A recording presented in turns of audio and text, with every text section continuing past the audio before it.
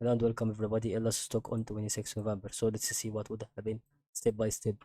If you are new to this video, don't forget to subscribe and like. And let's see, go. So, according to ILUS stock on 26 November, let's see what would happen if the ILUS stock 26 November will increase.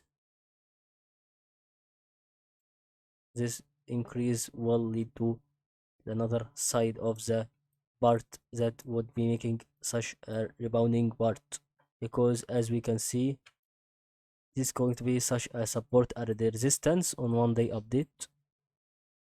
If we made this wideness in this chart, we see that support and resistance as same trend line here before it, and it decrease after it and increase, and the resistance is going to be the inverse of what happened on this support. So I think this is going to be the true method that can be applied on ILUS stock to make it increase, and such good investment result in good selling.